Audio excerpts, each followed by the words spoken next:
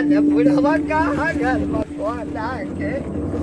गंगा जी के तीर में आयल हवे बात की जाना पत्ते से मर के अरे हमारा जवा कहाँ हुआ हुआ दादा कहाँ हुआ हुआ दादा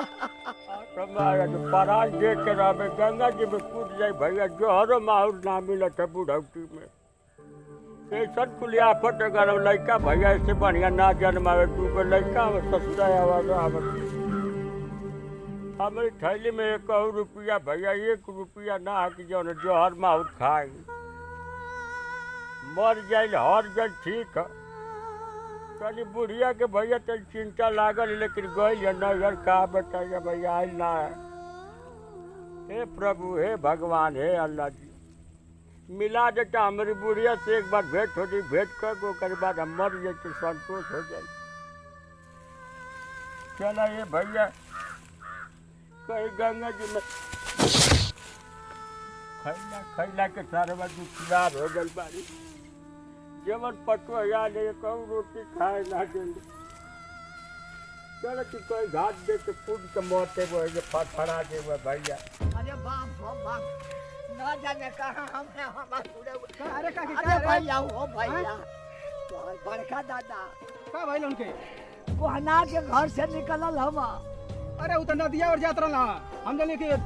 अरे कोई के गौमा की हम गंगा जी में डूब के मर जाबो अरे भैया बाप रे बाप तो उनका तो देखली एकदम लगत रहला कि कुछ भइल उनके तो आराम से जात रहला चलो हो भैया चला तो हमके देखावा उनके बचावा हो रजवा अरे बाप रे चला चला चला चला चला हे भगवान ऐसा जमाना आ गए सब कुछ समाधि में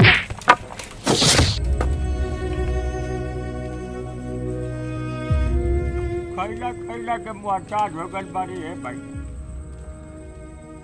एक गो रोटी सारा में पूछत नहीं खट लगते चलो के गंगा जी में कूद के पर जान दे दी भैया यही के भले लेकिन घर लौट के अब जाए कोई ना है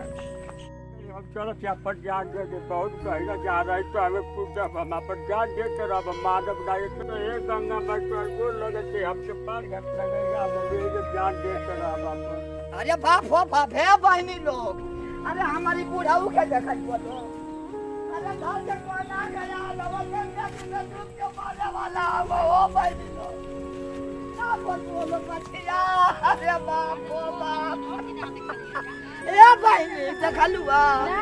अरे बाप हो बाप कहाँ जाई रे माई गंगा माई अब हम ए भगवान अरे बाप हो बाप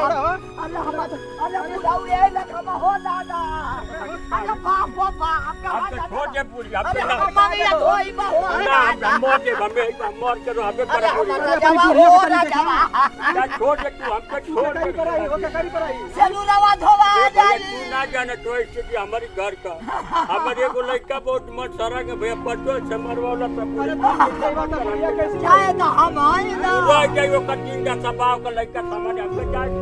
ना पूरा भैया मर के ए बुढ़ी सुंदर देखा मैं बच्ची तू बच्ची मानू रे भैया चला खुनु हर सब तो के बहुत मानी ना जानी ना रे बच्चे तू खुनु सुन सब पर बच्ची रे सुनु खुनु सपने के खा ले हम खुरुस ना दे तू हम मर जाए हर जाए बच्ची हमारी के ठीक रही पकड़ लिया देखा जात हो ये बुढ़ी आके छोड़ अरे दे बच्चा ना देखा बैठा है बुढ़ी देखा ए बाबू धो लिया बाबू देख हमके आखिर में छोड़ भर लागे हम मर के बल्कि कुछ खबे और आ जाएंगे हम जा जाएंगे तो हमार कैसे परवस्ती होई सुना ए पर हाथ जोड़ थे हम जान के तू बच्चिया सब तू ही समझावा ए भैया सुन हमार बात सुन हम जान तू हम पुरानिया है हमार दहिया इनका समर्थ ना है हमसे समरे के 3 दिन का खाना पड़ जाए न कर के हम तो कहते कि खुंटवा में बांध नहीं इनके खुंटावा में बांध के कुछ कर दे हम मर के रहब हम है तू घर बांध के तो कला चाहिए बहु करा बाबा हिंगे जा पसा जीव हम जाके मर तो हमके मारेला हैं हमके मारेला हमके संतोष हो जाई काहे ऐसी कहत हो बड़ू हैं उ काहे के पटवा से मरवावला सब सारा बात मौ गाड़ावा काहे के मरवावला ना जांगर जो रहे तो भैया चल हम हम समझाए मर के कुल लेके अपन बेर तू घरे चला हम तो ओके समझाए तो लेका के ना समझाइबो बेर कर आई अपन माउकी के लेके अपन माई के में पसरई में भर दी रात लेके चला तो हमन गयल गा रहल ये ना हां तो लगा रही है लोग चल मुहले से अच्छा आज की बात से अलगा लेके बनैबी खैबी तो हमरा ठीक बा हम आज तो बनाए नूने लिट्टी खियाबी से कि आप खा ले मगर अब वो घर बैठा के बनाए दुनिया का हाई हाई दुनिया जियल जाती है हो हमन का ना जियल जाए चला और तो जेवर रुक सुख पाकी तू बनैबी हमारे घर रह तो ठीक बा चल चल चल ओकर माई हमके मारी 3 दिन का हमारा आ प्राण जेता नाथ न चला न 3 दिन का जेता मारी हमके ऐसे मोटरिया हमार